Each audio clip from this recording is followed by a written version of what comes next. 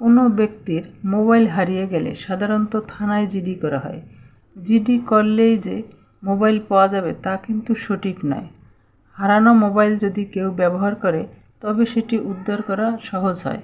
তবে হারানো মোবাইল যদি কেউ পানিতে ফেলে দেয় বা পুড়ে ফেলে বা বিনষ্ট করে ফেলে তবে সেটি আর উদ্ধার করা সম্ভব নয়। এখন জানব মোবাইল চুরির শাস্তি কী।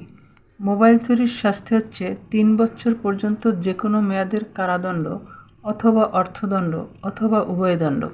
এটা হচ্ছে দণ্ডবিধির 379 ধারার বিধান।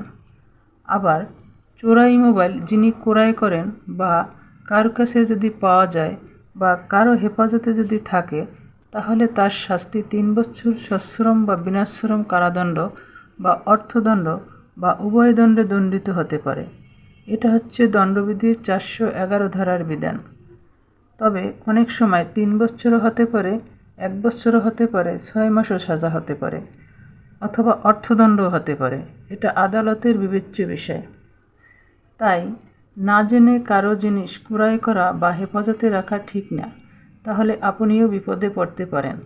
আবার অনেক সময় আছে মোবাইল হারিয়ে গেলে থানায় জিডি করা হয়। তদন্ত কর্মকর্তা তদন্ত করে দেখে যে সে মোবাইলটি চুরি করে নাই, সরল বিশ্বাসে মোবাইলটি ক্রয় করেছেন। এক্ষেত্রেও মোবাইলটি অবশ্যই ফেরত দিতে হবে। আশা করি বুঝতে পারছেন।